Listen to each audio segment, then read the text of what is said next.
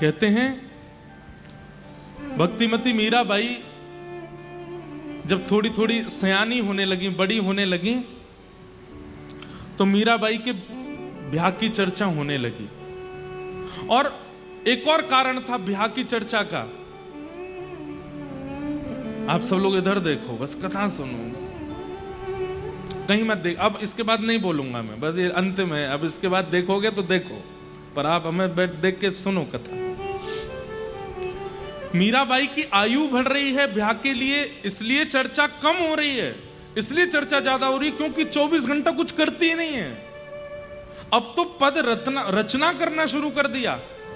अब तो पूरे दिन बैठ करके केवल गाती रहती हैं, गाती रहती हैं।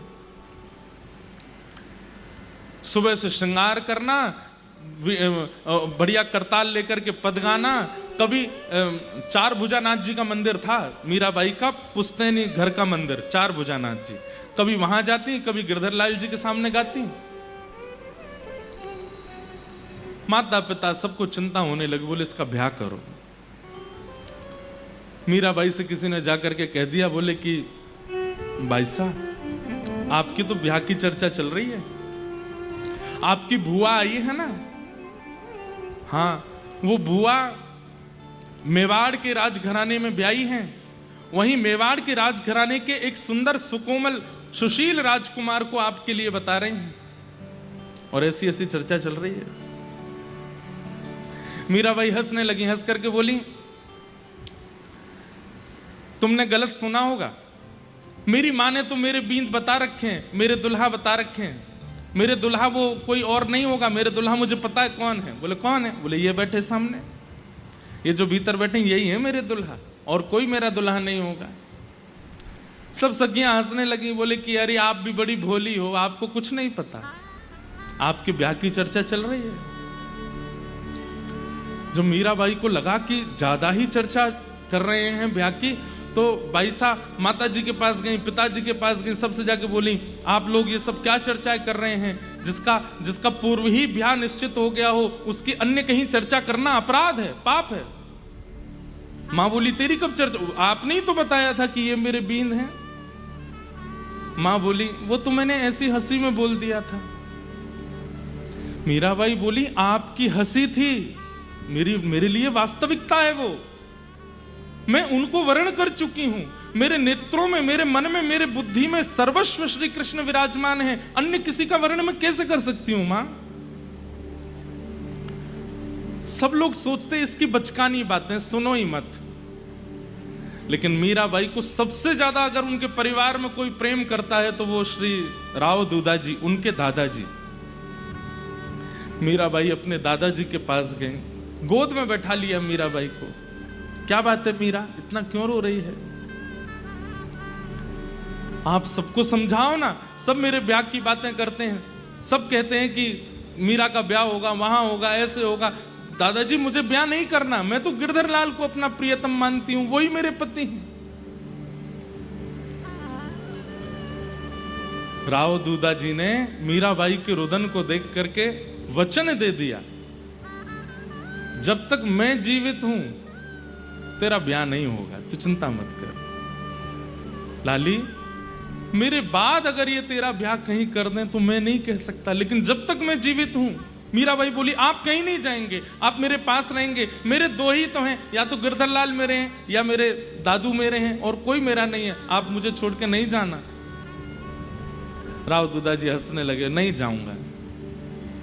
और राव दूधाजी ने पूरे परिवार को बुला करके कह दिया, मैं जब तक जीवित हूं, मेरी श्वास चल रही है, मीरा का ब्याह नहीं होगा। घर परिवार के लोग बोले, पिताजी आप कैसे हैं? अरे घर के बड़े लोग चाहते हैं कि हमारे बच्चों का ब्याह हो, उनका गृहस्थ आश्रम, आप कैसा निर्णय ले रहे हैं कि मीरा का ब्याह नहीं होना चाहिए? राव दूधाजी बोले, क्योंकि मीरा के अंतरंग रूप को तुम अभी जान नहीं पाए हो। वो किस भाव में रहती है, किस स्थिति में रहती है, उसको तुम अभी समझ नहीं पाए हो। मीराबाई प्रसन्न हो गई, बड़ी खुश है। और जब तक राव दूधाजी रहे, मीराबाई का ब्याह हुआ ही नहीं।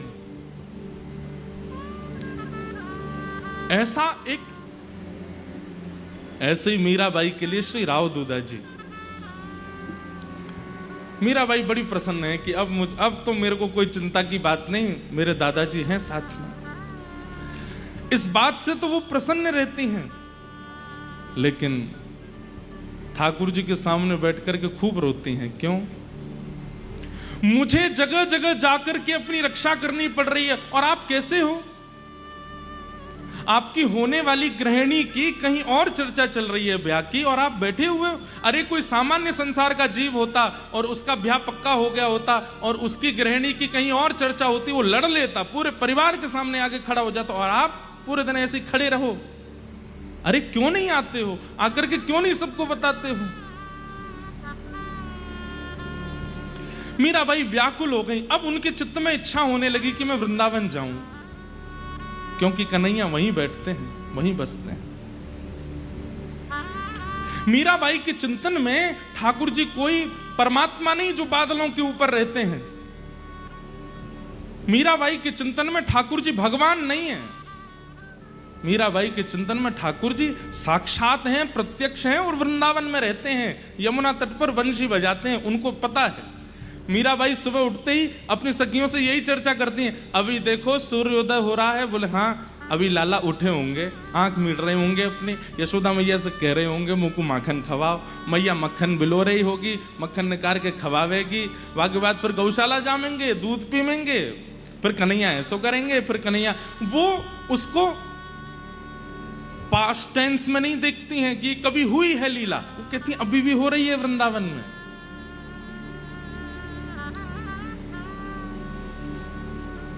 एक संत आए हैं मेड़ता में, मीराबाई चरणों में प्रणाम करते हुए कहती हैं मुझे वृंदावन जाना है, पर मेरी अवस्था इतनी बड़ी नहीं कि मैं वृंदावन जा सकूं।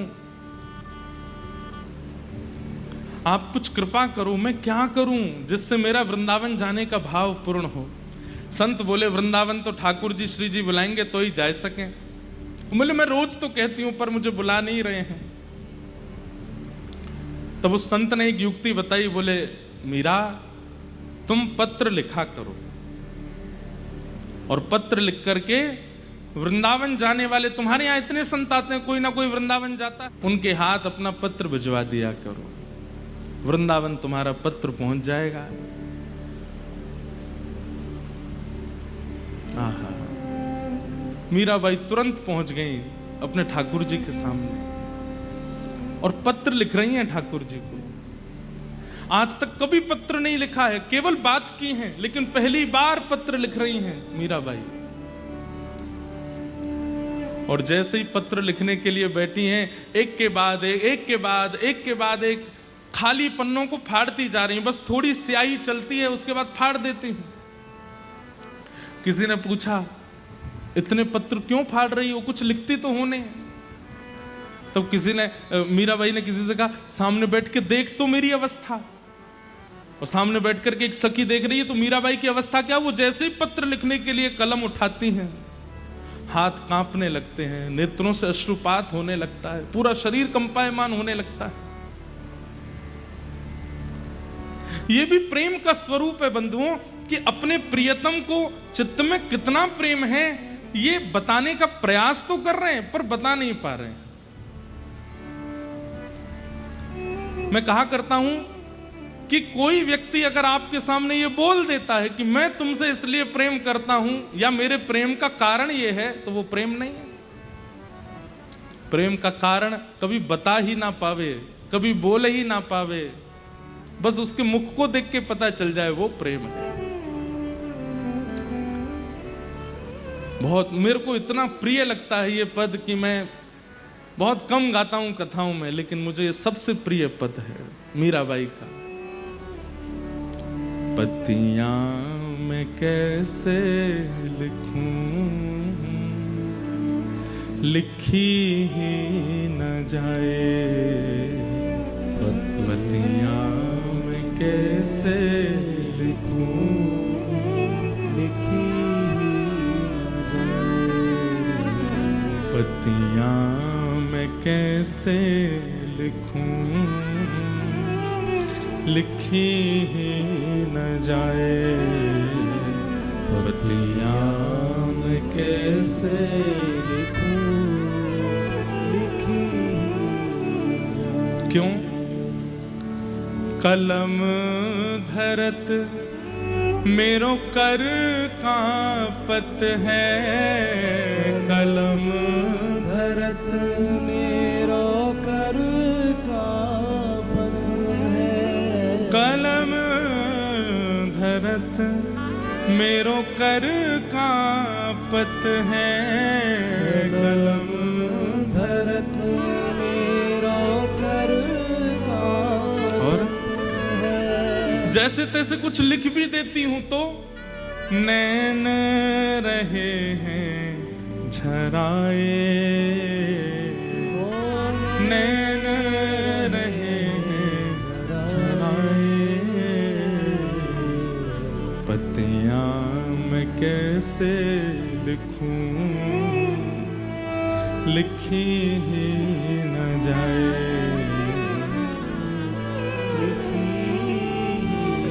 तो संत ने आकर के कहा पत्र नहीं दे सकती तो एक काम करो, मैं बैठ जाता हूं तुम्हारे सामने, तुम्हारे हृदय में जो जो भाव है मुझे कह के बता दो, मैं सुन करके वृंदावन बिहारी जी के पास जाऊंगा तो जाके बता दूंगा उनको।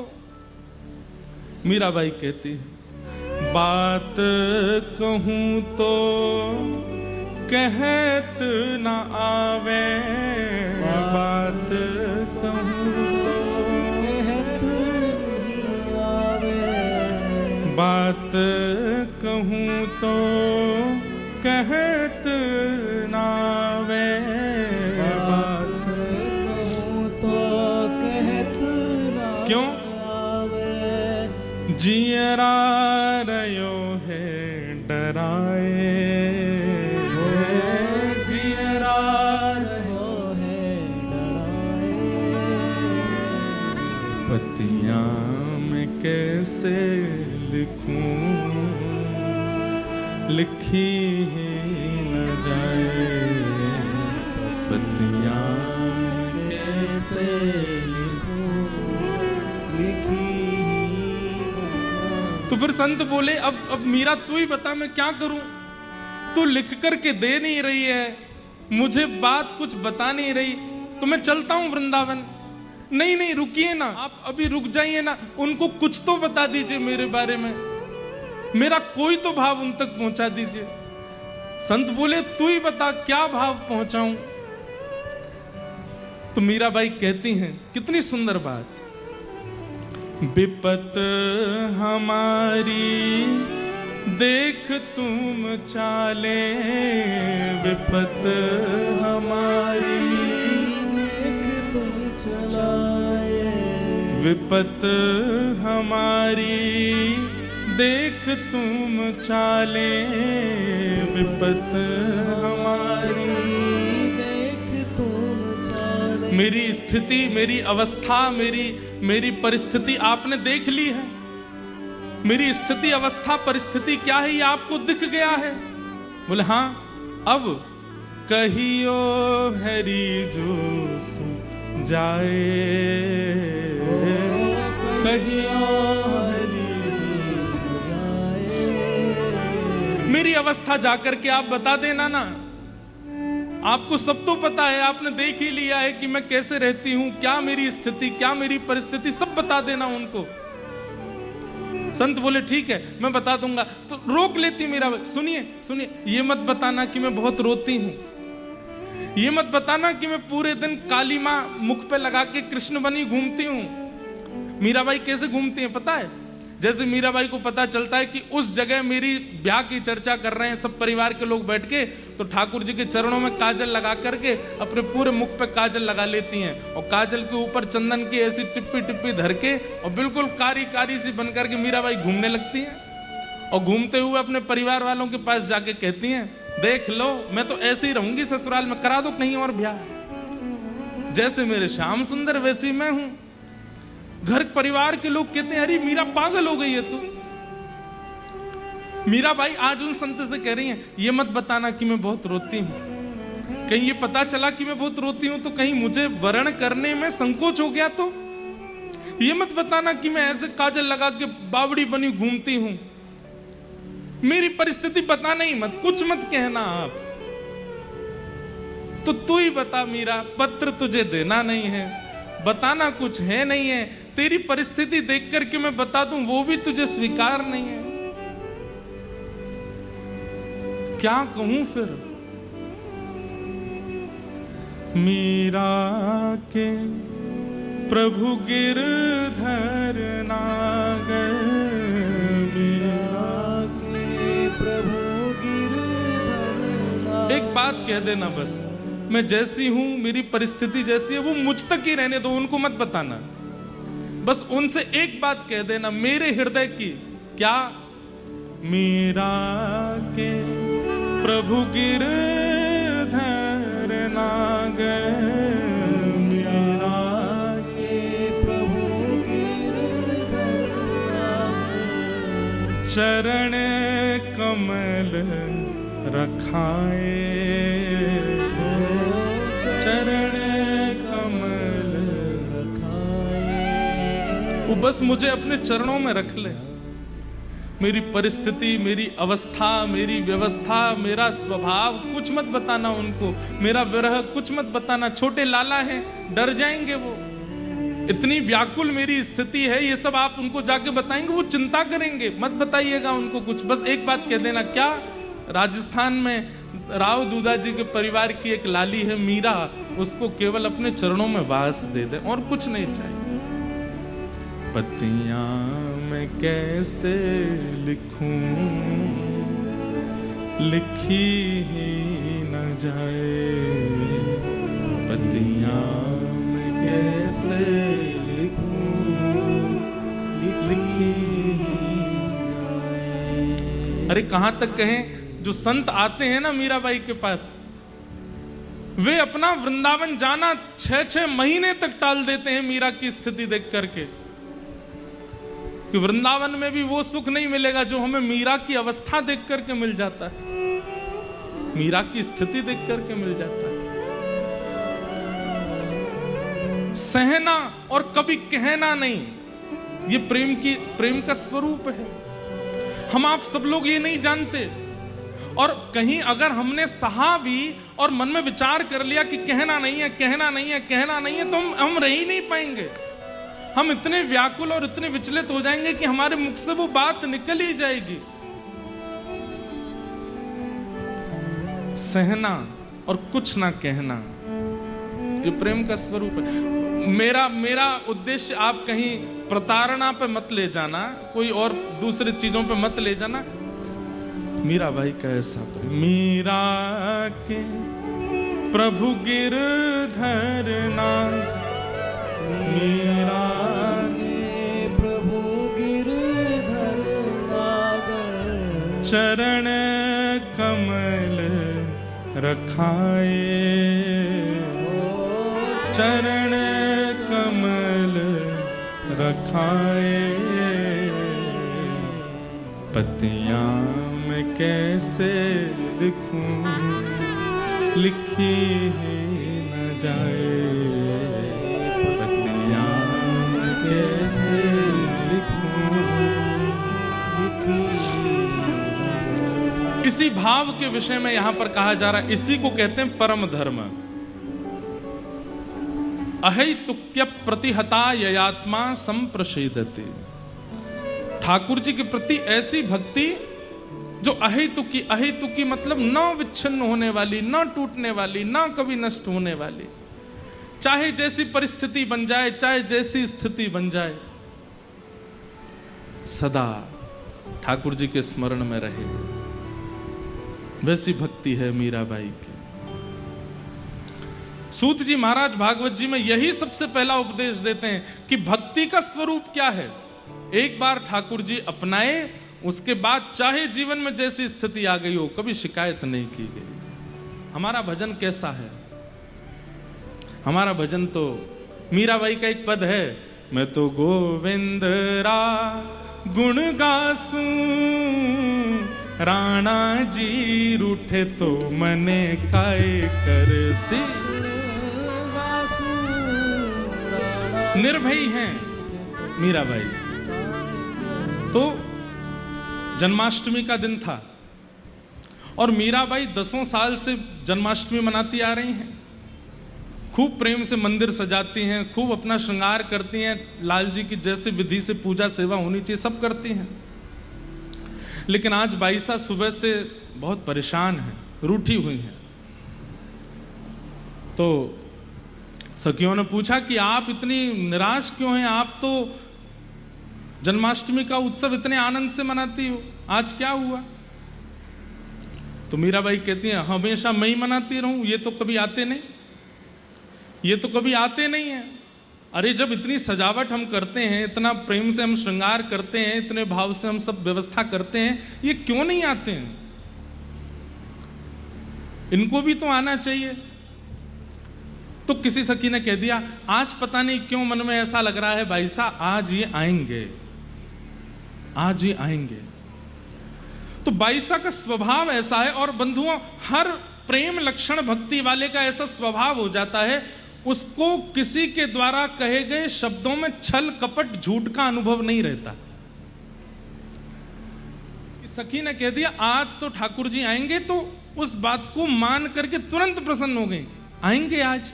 बोले हाँ तू कह रही है तो जरूर आएंगे। और जबकि वो रोज ही कहती है, वो कल भी कह रही थी कि आज ठाकुर जी आएंगे, मीराबाई कल भी मान गई थी। परसों भी कहा था उसने कि आज आएंगे ठाकुर जी, मीराबाई परसों भी मान गई थी। और रोज उसकी बात सुनकर के रोज श्रृंगार करती हैं अपना, आज ठाकुर जी आएंगे। अरे उसने कहा था आज ठाकुर जी आएंगे, दिया जलाओ, सुंदर सजावट करो, फूल लड़ लगाओ, ऐसे करो ऐसे करो। उसने कहा था ठाकुर जी आएंगे। और रात में जब सो जाती हैं तो भूल जाती हैं, सुबह उठ करके फिर पूछती हैं नहीं आए ना। सखी आके फिर से आज पक्का आएंगे। अच्छा आज आएंगे, अच्छा ला नए वस्त्र लेके मैं पहन लूं, तैयार हो जाऊं, ठाकुर जी आएंगे। कैसा सरल स्वभाव है उनका। वो ये भी नहीं कहती कि तूने कल झूठ बोला, कल भी कहा था कि आएंगे कल तो नहीं आए थे। प्रेम लक्षण भक्ति वाले का स्वभाव हो जाता है कि उसके स्वभाव व्यवहार में अत्यंत सरलताशीलता आ जाती है। आज जन्माष्टमी है और मीराबाई सुबह से उदास बैठी हैं, बोले हर बार हम ही बुलाते हैं, हम ही उत्सव मनाते हैं, आते तो है नहीं। और सखी ने कह दिया आज आएंगे। जैसे ही सुना आज आएंगे, सुन माँ के पास जा और माँ से बढ़िया वाली पोशाक लेके आ, और बाबू सा के पास जा, बाबू सा ने मेरे लिए बहुत सुंदर सुंदर आभूषण बनवाए हैं, मैंने कभी पहने नहीं, आज पहनूंगी, लेके आ। तूने कहा ना ठाकुर जी आएंगे। सुंदर श्रृंगार कर रही हैं, सुंदर सजा रही हैं स्वयं को, आज आएंगे। नृत्य कर रही हैं, गा रही हैं, खूब आनंद कर रही हैं, झूम रही हैं। और रोज जाती हैं, सबको निमंत्रण देके आती हैं कि आज मेरे गिरधर लाल जी के आंगन में जरूर आना। क्यों? ठाकुर जी आएंगे। सब लोग कहते हैं मीरा तू तो रोज कहती है। बोले मैं रोज कहती हूं, पर उसने आज ही कहा है, जबकि वो भी रोज ही कहती है। लेकिन ये स्वभाव बन गया है उनका, इतनी सरल है।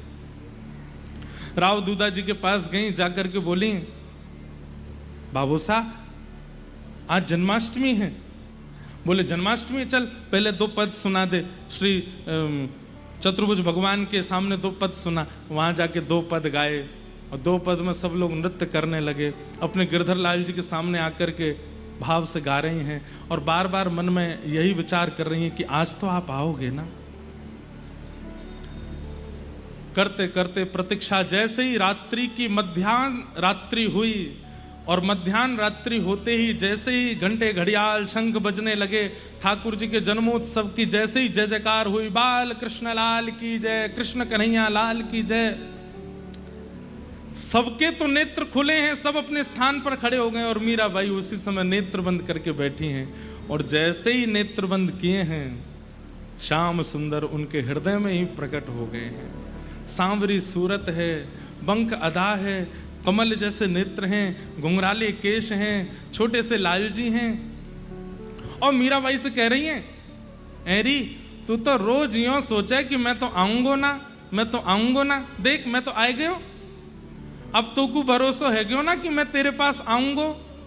और मीराबाई अपने ही मानसी में स्वयं भी एक स्वरूप धारण करके और प्यारे गिरधर लाल जी के साथ में मधुर नृत्य कर रही हैं, आनंद कर रही हैं। पूरी रात नृत्य करती रही, सब उठ कर के खड़े होकर के नृत्य कर रहे हैं। और एक कोने में बाई साहब बैठ कर के नेत्रों से बस अश्रु प्रवाह हो रहा है, शरीर में कोई गति नहीं हो रही है, पर हृदय में प्यारे लाल जी के साथ में विलास कर रही हैं, नृत्य कर रही हैं। ये प्रथम दर्शन हुआ बाईसा को अपने चित्त में। और उस दिन तो ठाकुर जी इतने प्रगाढ़ रूप से विराजमान हो गए, अब बाईसा को भरोसा हो गया कि ये मुझे मिलेंगे ही मिलेंगे। मीराबाई के पदों में ठाकुर जी के स्वरूप का इतना सुंदर वर्णन कैसे हो गया? क्योंकि उन्होंने देखा है। मीराबाई को ठाकुर जी का अनुभव होने लगा चारुके से, और अब बाईसा को अपने गुरु की खोज है। एक दिन मीराबाई राव दूधा जी से जाकर के कहती हैं, मैंने कहीं कथा में सुना था कि भगवत प्राप्ति के लिए गुरु का होना जीवन में आवश्यक है। तो राव दूधा जी बोले, तेरे गुरु है ना निवृत्तिनाथ जी, उन्हीं को गुरु मानो। तो बाईसा बोली कि वो तो मेरे शिक्षा गुरु हैं, उन्होंने तो मुझे शिक्षा दी है, मुझे दीक्षा गुरु चाहिए, मुझे दीक्षा गुरु चाहिए, मेरे जीवन में दीक्षा गुरु का आगमन हो। तो राव दूधा जी बोले, अब कहां से तेरे लिए गुरु खोजूं, तू बता। सब लोग बहुत ध्यान से सुनिएगा। मीराबाई अपने गिरधर लाल जी के सन्मुख गई और सामने जाकर के प्रण लिया कि रोज हमारे मेड़ता में संत आते हैं, कल जो भी पहले संत आएंगे मैं उन्हीं को अपना गुरु मान करके उनसे दीक्षा ले लूंगी, वही मेरे गुरु होंगे। और भगवान ने अनुग्रह करके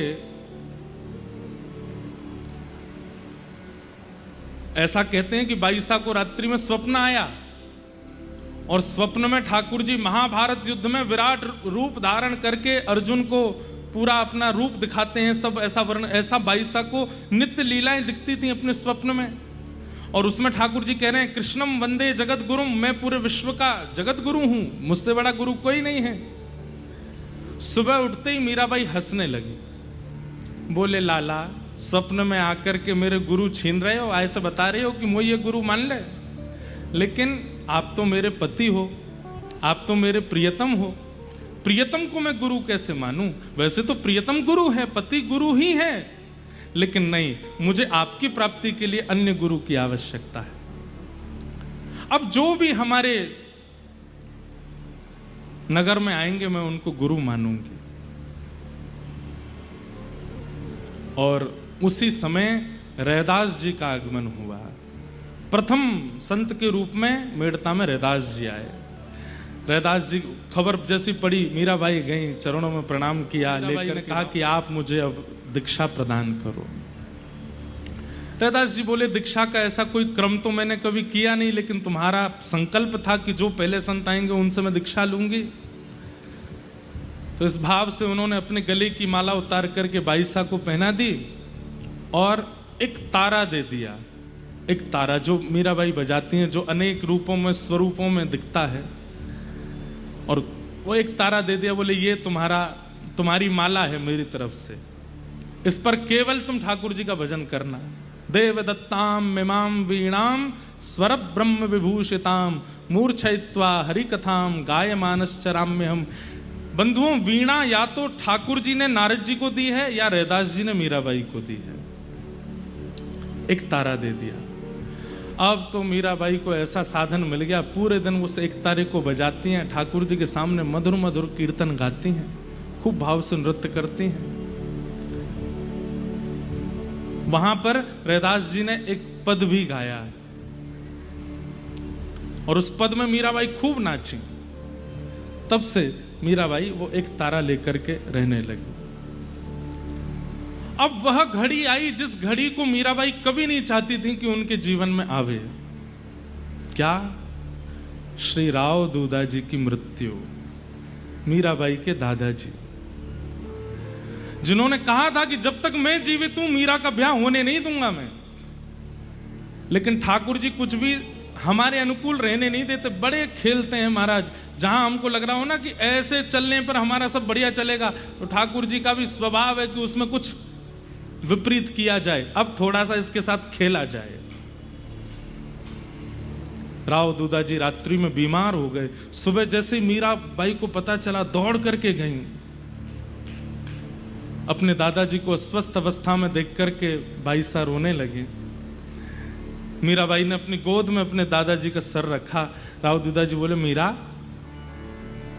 कीर्तन सुना, कोई पद सुना।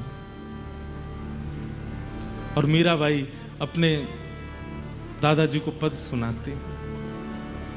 और वो पद सुनते सुनते जैसे पद विश्राम हुआ, राव दूधाजी ने मीराबाई का हाथ पकड़ के कहा, मीरा अब मुझे पता चल गया है कि मेरे जाने का समय आ गया है।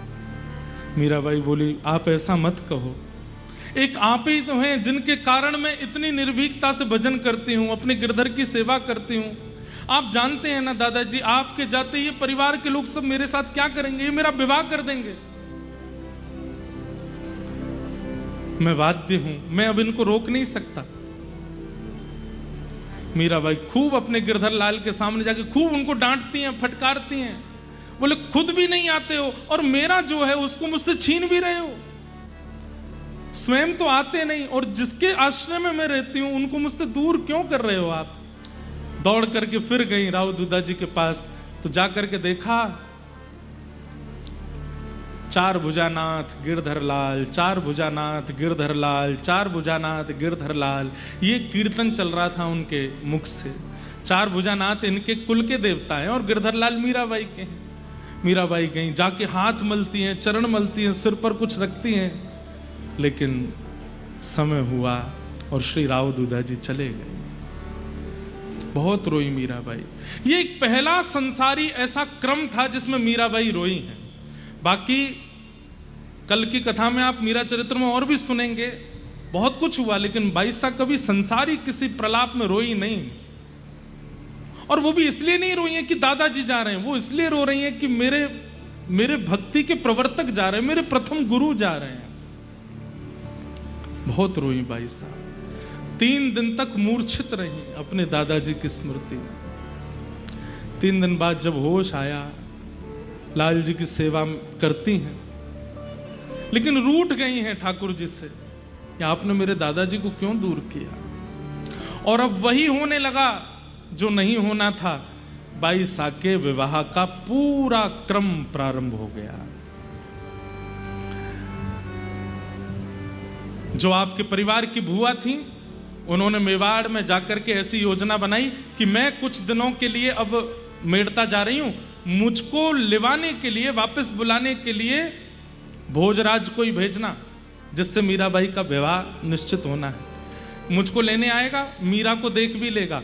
गुण सुनकर के, स्वभाव सुनकर के तो परिवार के लोग राजी हो ही गए थे कि हमको मीरा पसंद है, हम ब्याह कर लेंगे, लेकिन एक बार देख भी लो और ये मुझको लेने आएगा, इस बहाने से मीरा को देख लेगा तो और कार्य सिद्ध होगा। मीराबाई जानती थी। आज माँ ने सुबह आकर के कहा, मीरा थोड़े अच्छे से कपड़े पहन लो, थोड़े अपने केश संवार लो और थोड़ा व्यवस्थित रहना। क्यों, आज ऐसा क्या है, आज क्यों व्यवस्थित रहना? बस कह रही हूं ना, व्यवस्थित रहो। मीराबाई समझ गई कि कोई, अब दादाजी तो नहीं है, अब ये लोग मानेंगे नहीं। बाई साहब बोली, हाँ मैं श्रृंगार करके आती हूं। एकांत में गई, ठाकुर जी की तरह काली काली यहाँ पर पूरे काजल लगाए आई, यहाँ पर सुंदर मोटी मोटी बिंदी धरे आई, सिर पर मोरपिच्छ जैसा धारण कर लिया और बिल्कुल बैरागन जैसा भेष। जिन भेषा मारो सांवरो रीछ है, मैं सो ही भेष धरूंगी बाला, मैं बैरागन हूं।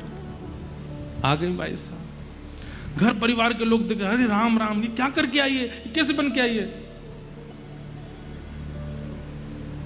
बोले, मैं तो ऐसे ही रहूंगी, चाहे आपको जैसा लगे। बाईसा की माँ ने सब सखी जो बाईसा के साथ रहती उनको कहा, इसका मुंह धुलवा देना और इसको थोड़ा ठीक कर देना, वो आ रहे हैं भोजराज, देखेंगे। सब ने कहा, लेकिन बाई साहब पे कहाँ, वो तो ठाकुर जी के सामने बैठी है, लड़ रही हैं ठाकुर जी से, देख लो। क्यों नहीं बताने आते हो संसार को कि आप मेरे हो, मैं आपका वर्ण कर चुकी हूं। अरे एक कैसा संबंध है जहां पर पत्नी को बार बार पति के सामने आकर के प्रार्थना करनी पड़ती है कि आकर के सबको बताइए कि मैं आपकी हूं। आज कोई और आ रहा है और आकर के मुझे देखेगा, मेरे साथ वर्ण करेगा, मुझसे विवाह की योजना बनाएगा। ये सब सुनकर के आपको पीड़ा नहीं होती? मीराबाई के भाई जयमल से उन्होंने कहा, सुन, वो भोजराज आएंगे, उनको पूरे नगर में घुमाना, लेकिन यहां शाम कुंज में लेके मत आना। ठीक है। मीराबाई बैठी हैं ठाकुर जी के सामने बैठ करके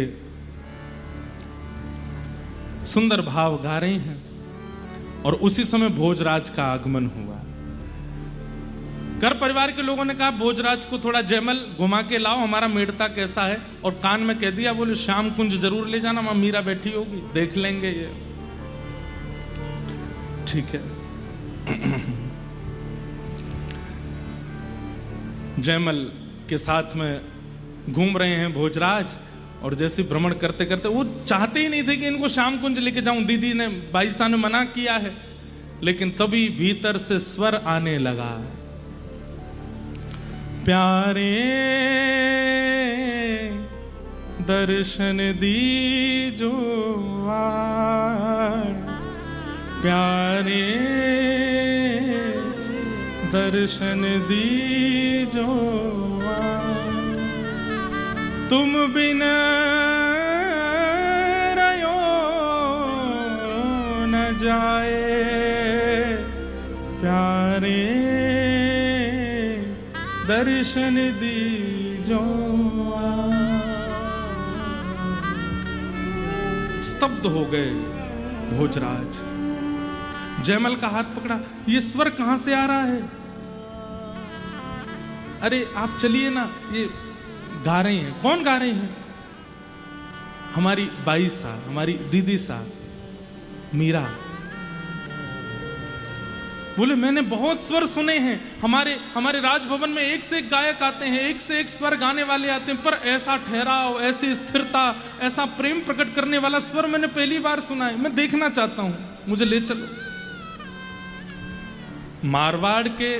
मेवाड़ के राजा हैं, जयमल कैसे मना करते? जी चलिए। भीतर लेकर के गए। बाई सा हाथ में एक तारा लेकर के गा रही हैं, सामने गिरधर लाल जी का स्वरूप है। जल बिन कमल चंद बिन रजनी, जल बिन कमल चंद बिन रजनी, ऐसे तुम देखा बिन सजनी, ऐसे तुम देखा बिन। आकुल व्याकुल फिरूं रैन दे, विरह काल जो खाए, प्यारे दर्शन दीजो प्यारे दर्शन दीजो। मेरा दासी जन्म जन्म की, मेरा दासी जन्म जन्म की, मेरा दासी जन्म जन्म की, मेरा दासी जन्म जन्म की। पड़ी तुम्हारे पाए, पड़ी तुम्हारे प्यारे दर्शन दीजो प्यारे बंधुओं। यहाँ बाईसा गा रही हैं और पीछे खड़े हुए, खम्भ से सिर लगा करके खड़े हुए भोजराज के नेत्रों से अश्रु गिर रहे हैं। वो स्वयं से पूछ रहे हैं कि मैं तो भक्त नहीं हूं, मुझ में तो भजन नहीं है, मैं तो कभी ठाकुर जी का दर्शन किया नहीं, फिर मैं इतना सजल क्यों हो रहा हूं, मुझे इतना प्रेम मेरे चित्त में क्यों उमड़ रहा है? मैंने कभी कथा नहीं सुनी, मैंने कभी भजन नहीं किया, मेरे हृदय में इतना विरह क्यों हो रहा है ये स्वर सुन करके? भोजराज ने तो मानो मन बना लिया कि ब्याह करूंगा तो इन्हीं से करूंगा, चाहे मुझे प्राण त्यागने पड़े, लड़ना पड़े, लेकिन इनको लिए बिना नहीं जाऊंगा, इन्हें स्वीकार करूंगा। भोजराज पीछे खड़े हैं और नेत्रों से अविरल इतना रोना ठाकुर जी के लिए कभी किया ही नहीं था, कभी रोए ही नहीं है वो आज स्वयं से पूछ रहे हैं कि ऐसा मेरे साथ क्या हो गया है कि मैं इनका स्वर सुन रहा हूं और मुझे रोना आ रहा है। कहां मीराबाई चाहती थी कि वो मेरी भावना देख करके, मेरा भजन देख करके, मेरा स्वरूप देख करके वो भले मुझे छोड़ दें कि मैं तो उनके लायक ही नहीं हूं, लेकिन भोजराज, उनका चित्त भी पवित्र था, उन्होंने तो और मन बना लिया, बोले ब्याह करूंगा तो इन्हीं से करूंगा, अब तो चाहे जो हो जाए मैं इनका त्याग नहीं कर सकता। भाई साहब ने जैसे ही पद पूर्ण किया, पीछे से रुदन की सिसकानी की आवाज जब आई तो भाई साहब ने टेढ़ी नजर करके देखा, वो तो मुंह पे काजल लगा के बैठी थी, पूरा मुंह काजल से पोत के बैठी थी। जयमल कौन है? मेवाड़ के राजा भोजराज। मीराबाई ने कहा इधर आ, मैंने तुझसे मना किया था ना मत लेके आना, क्यों लेके आया? बोले मैं नहीं ला रहा था, आप इतने भाव से गा रही थी, उनको स्वर सुनाई दे गया तो फिर लाना पड़ा मुझको, अब मैं मना कैसे करूं? बोले अब हो गए दर्शन, ले जाएं इनको यहां से, मुझे नहीं मिलना किसी से, मुझे नहीं देखना किसी को। अब मैं कैसे कहूं उनसे, वो हमसे बहुत बड़े राजा हैं दीदी, मैं कैसे कह सकता हूं उनको कि आप जाओ?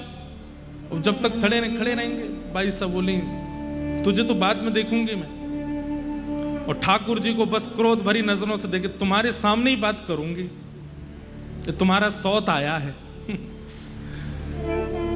आपको कुछ चाहिए? भोजराज बोले आपने सब तो दे दिया, बस 2 मिनट आपसे चर्चा करना चाहता हूं। मैं तो चर्चा करती नहीं किसी से, मुझसे क्या चर्चा करेंगे, मुझे बोलना आता नहीं, मैं तो केवल गाती हूं, और मेरा रूप देखो, ऐसे पागल बनी घूमी रहती हूं, ना मुझे वस्त्र पहनने का सहूर है, ना मुझे श्रृंगार करने का सहूर है, मैं कुछ नहीं जानती, मैं तो ऐसे ही रहती हूं, मुझसे क्या बात करोगे आप? बोले कोई बात नहीं, मैं 2 मिनट बैठ लूंगा। बहुत सावधानी से सुनिए, भोजराज सामान्य नहीं है। कई लोग सोचते हैं कि राणा मीराबाई के पति हैं, नहीं, वो देवर हैं जिन्होंने प्रताड़ना की, जिन्होंने उत्पीड़ना दी। भोजराज बुरे नहीं है, भोजराज तो बहुत अच्छे हैं। राव दूधा जी के बाद यदि मीराबाई की भक्ति में कोई सहायक बने तो वो श्री भोजराज। आकर के बैठ गए, मीराबाई ठाकुर जी की ओर मुख करके बैठी हैं और दूर एक खंभ से सिर लगा करके भोजराज बैठे। आपको पता है मैं क्यों आया हूं? मीराबाई बोली मुझे सब पता है, लेकिन मैं आपसे एक बात कह दूं, मैं लाग लपेट करके कोई बात नहीं करूंगी, मुझे कोई और बात करना आता भी नहीं, मैं स्पष्ट आपको बता दूं, आपके साथ छल हो रहा है। भोजराज बोले कैसा छल? बोले एक पूर्व से ब्याहित कन्या से आपका ब्याह कराया जा रहा है। भोजराज बोले मतलब? मेरा ब्याह हो चुका है, मैं विवाहिता हूं। और मीराबाई ऐसे केश रखती कि उनकी मांग का सिंदूर दिखे ना, तुरंत वो केश हटा करके अपना सिंदूर दिखाया, देखो मेरा ब्याह हो चुका है। किससे हुआ आपका ब्याह? मोर मुकुट पीतांबर सोहे, गलवे जंती मां। ये बैठे हैं मेरे पति, और मैं बचपन से इनकी, और बचपन से नहीं, आप नहीं मानेंगे, मैं पूर्व जन्म से इनकी हूं। मेरा ब्याह हो चुका है, मैं तन मन सब इनको दे चुकी हूं। आप अगर मुझसे ब्याह कर लेंगे तो आप जीवन भर पछताएंगे, क्योंकि एक पत्नी अपने पति की जो सेवा करती है वो मैं नहीं कर सकती। मेरा शरीर आपके लायक नहीं, मेरा व्यवहार आपके लायक नहीं, मेरा स्वभाव आपके लायक नहीं, मेरे विचार आपके लायक नहीं है। आपके लिए और भी अच्छे घर के राजघराने की कन्याएं मिल जाएंगी, मेरे से ब्याह करके आप पूरे मेवाड़ को धोखा देंगे। मैं आपको वास्तविकता बता रही हूं। लेकिन भोजराज कितने विद्वान हैं देखो, कहते हैं आप इनसे विवाह कर चुके हैं, तो फिर इस बात को कोई मानता क्यों नहीं है? बोले पता नहीं, मैं तो सबसे बोलती हूँ कि ये मेरे पति हैं, फिर भी नहीं मानते। बोले मैं बताऊं क्यों नहीं मानते? क्यों? क्योंकि आप दोनों के विवाह को प्रकट रूप में किसी ने देखा नहीं है, और प्रकट रूप में जब तक ये संसार देखेगा नहीं तब तक कैसे मान लेगा कि आपके पति हैं? मीराबाई ठाकुर जी की ओर देखने लगी, और सुनवा लो मुझे, हो जाओ प्रकट, अभी भी कह रही हूं, मुझसे ब्याह करने के लिए आप प्रकट नहीं हो सकते। उसने दे दिया ताना मुझको।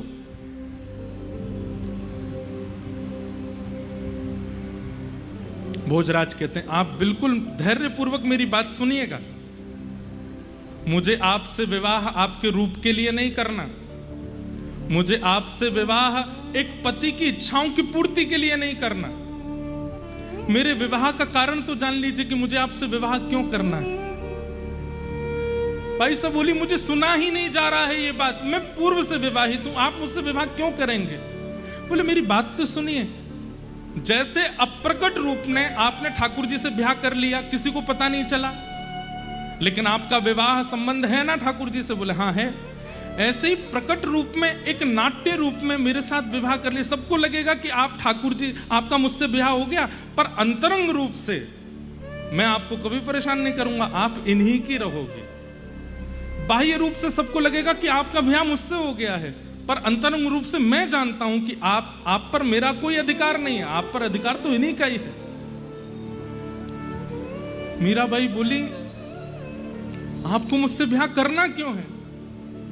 अरे आप इतने बड़े राजकुल के राजकुमार हैं, कोई धनवान संपत्तिवान रूपवान कन्या से ब्याह कर लीजिए, मैं किसी काम की नहीं हूं, आपको ब्याह करना क्यों है? अगर आप मना कर देंगे जाकर के कि मुझे लड़की पसंद नहीं है, तो कोई जबरदस्ती ब्याह थोड़ी करा देगा। भोजराज जी जो यहां बात कहते हैं, उस बात पर मीराबाई ने भी हामी कर दी। भोजराज कहते हैं मेवाड़ की भूमि राजाओं के लिए जानी जाती है, मेवाड़ की भूमि बड़े बड़े पराक्रमी राजाओं के लिए जानी जाती। आज तक एक भी युद्ध हारा नहीं है हमारी भूमि ने। हमारी भूमि की प्रतिष्ठा हमारे युद्धों से है, हमारी संपत्ति से है। पर मैं चाहता हूं हमारी भूमि पर राजा तो बहुत आए, पराक्रमी तो बहुत आए, लेकिन आप जैसी एक भक्त आ जाए जिससे हमारी भूमि पवित्र हो जाए। आपके आगमन से हमारे यहां जो जो न्यौछावर हुए हैं राजा, उन सबको मुक्ति मिल जाए। आपकी चरण रज से अगर मेवाड़ पवित्र हो गया तो आपके लिए हो सकता है ठाकुर जी भी आ जाएं वहां पर। और राजा भोज का यह संकल्प पूर्ण हुआ, मीराबाई की वजह से ही मेवाड़ में श्रीनाथ जी विराजमान हुए। आज श्रीनाथ जी वहां बैठे हैं, गिरिराज जी से गए हैं। आप बिल्कुल निश्चिंत रहें, मुझे आपसे कोई कामना नहीं है, मेरी आपसे कोई अभिलाषा नहीं है। मैं केवल प्रकट रूप में आपसे विवाह करके जाऊंगा, पर वास्तविक अंतरंग रूप से मैं आपको गुरु मान करके, आपको भक्त मान करके मेवाड़ ले जाना चाहता हूं। और ये मेरा वचन है कि मैं आपसे कभी भी इस प्रकार का कोई व्यवहार नहीं करूंगा। आप चाहें तो ठाकुर जी को साक्षी मान लीजिएगा। मीराबाई कुछ नहीं बोली और राजा भोज वहां से चले गए और जाकर के पूरे परिवार के लोगों के बीच जाकर के बोले मुझे मीरा पसंद है, मैं विवाह करूंगा। नगाड़े बजने लगे, सहनाइयां बजने लगी। महाराज अटारी पर चढ़ करके मीराबाई के पिताजी लुटाने लगे बधाइयां। पूरे मेवाड़, पूरे मेड़ता में हवा की तरह बात फैल गई कि अब हम लोग सुरक्षित हैं। क्यों? बोले कि मीरा का ऐसे कुल में संबंध हो रहा है जो कल को अगर मेड़ता पर कोई संकट आया तो हमारे लिए आगे आकर के खड़े हो जाएंगे। लेकिन ये सहनाइयां, ये ढोल नगाड़े ताशे मीरा को अच्छे नहीं लग रहे हैं। कान पर हाथ धर के रो रही हैं ठाकुर जी के आगे। अब तो मंगल गा रहे हैं, सब लोग आकर के बधाई दे रहे हैं, आकर के मीराबाई को गले लगा रहे हैं, पर मीराबाई एक जड़बत मूर्तिमंत होकर के खड़ी हैं केवल। और ठाकुर जी से कह रही हैं कि अब तो कुछ करो, मेरा विवाह हो जाएगा किसी और के साथ, एक बार प्रकट हो जाइए, किसी रूप में एक संकेत सबको दिला दीजिए कि आप मेरे हो चुके हैं।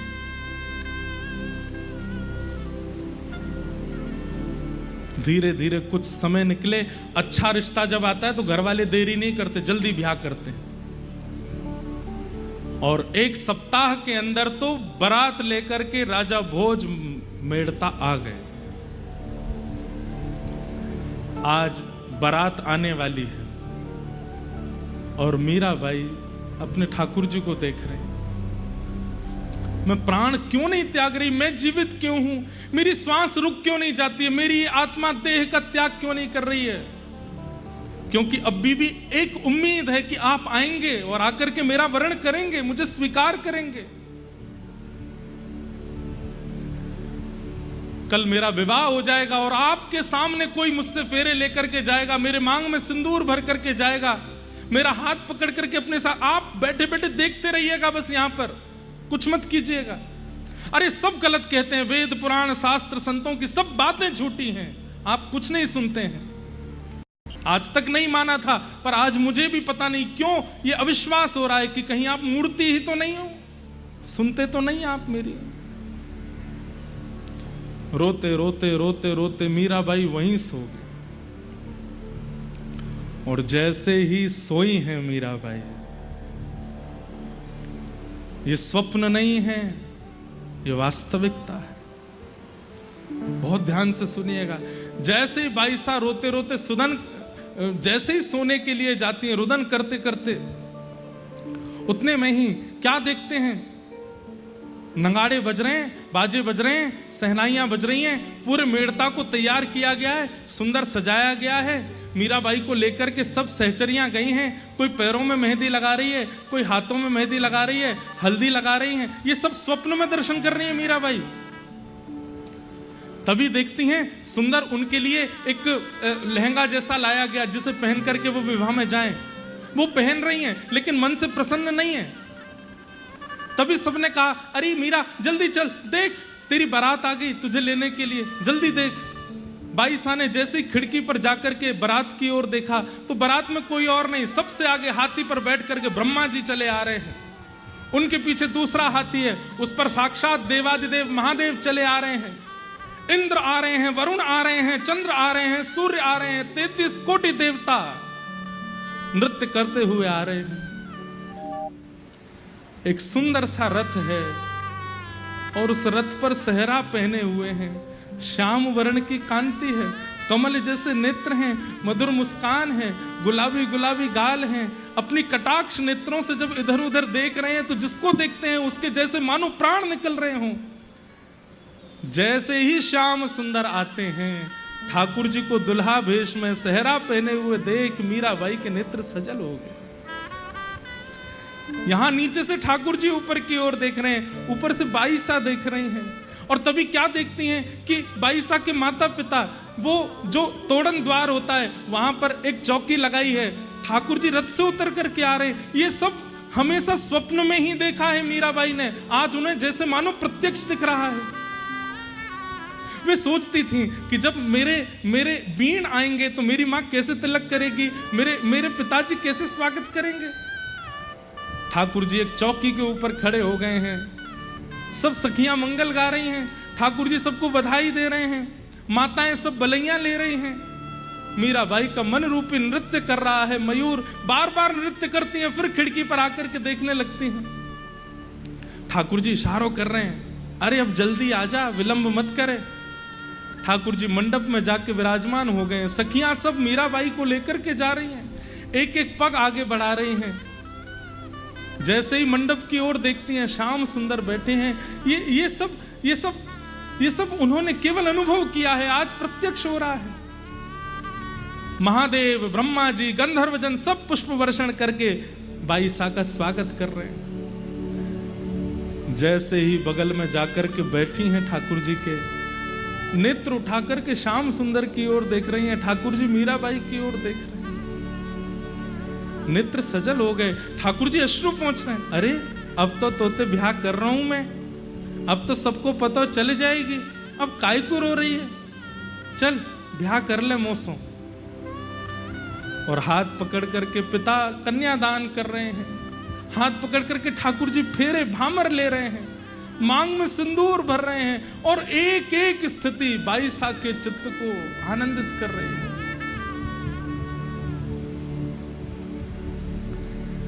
ठाकुर जी अपने रथ में बैठा लेते हैं, मां रो रही है, सब मेड़ता के लोग रो रहे हैं। बाईसा खड़े होकर कह रही, अरे क्यों रो रहे हो? ऐसे पति से ब्याह होता जिसका कोई जीवन का पता नहीं तो रोना चाहिए था।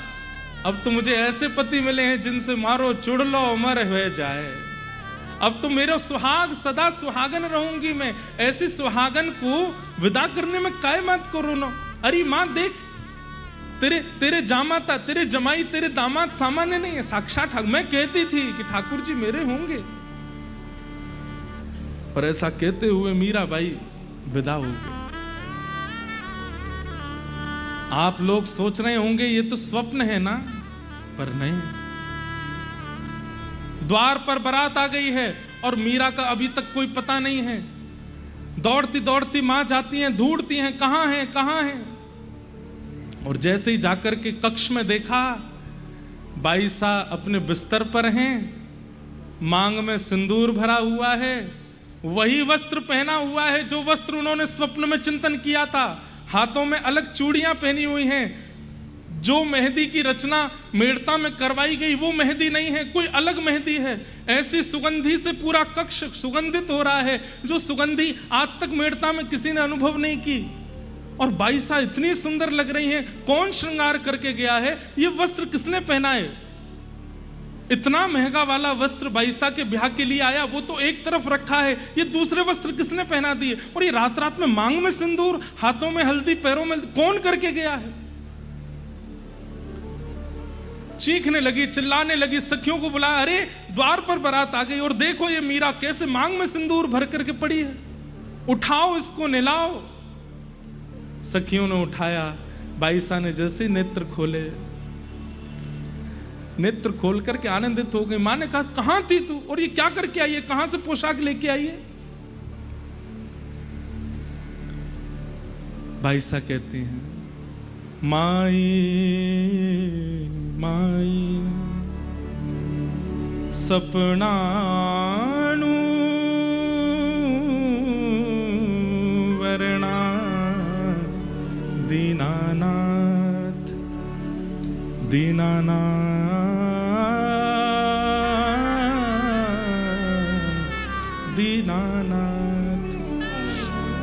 मां, ये पोशाक देख रही हो, ये आपने नहीं बनवाई है, ये कोई और लेके नहीं आया, स्वयं द्वारिकाधीश ने भिजवाई है, मैंने पहनी है। मेरे मांग का सिंदूर देख रही हो, रात्रि में आए थे और मुझसे विवाह रचा करके गए। मां, अरे ऐसी बात बनाती रहती है, किसी ने देखा तेरा विवाह? और ये पागलों किसी हरकत मत कर, द्वार पर बारात खड़ी है, तुझे विवाह के लिए मंडप में तैयार होके जाना है, ये सब बात मत कर। किसने देखा तेरा विवाह? अरे मां, आपने तो 500,000 लोग बुलाए होंगे, पर कल मेरे विवाह में 56 करोड़ दर्शनार्थी आए। द्वार पर बारात खड़ी है, तुझे विवाह के लिए मंडप में तैयार होके जाना है, ये सब बात मत कर। किसने देखा तेरा विवाह? अरे मां, आपने तो 500,000 लोग बुलाए होंगे, पर कल मेरे विवाह में 56 करोड़ दर्शनार्थी आए थे। 56 कोटा जना पधारा, 56 करोड़ लोग आए थे। 56 कोटा जना पधारा। और दुल्हो श्री ब्रजनाथ, दुल्हो श्री ब्रजनाथ। मां, मेरे दुल्हा बनकर के साक्षात ब्रजनाथ आए थे और आकर के मुझसे विवाह करके गए। 56 करोड़ लोगों ने मेरे विवाह का दर्शन किया। सपना मां तोरण बंधारी, सपना मां गहया हाथ, दीनानाथ दीनानाथ दीनानाथ।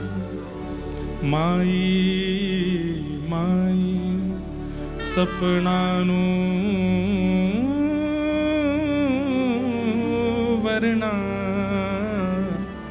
दीनानाथ। सपना मारे परण गया, पाया अचल सुहाग। माँ मुझे आशीर्वाद दो। क्यों? अचल सुहाग मिला है। दुनिया की सबसे भाग्यशाली कन्या हूं मैं। ऐसा दामाद मिला है आपको, ऐसा पति मिला है मुझे जो अचल है, जिसकी मृत्यु कभी नहीं होगी। सपना मारे परण गया, पाया चल सुहाग। मीरा रो गिरधर मिलियारी, मीरा रो गिरधर मिलियारी, पूरब जन्म रो साथ। दीनानाथ दीनानाथ दीनानाथ।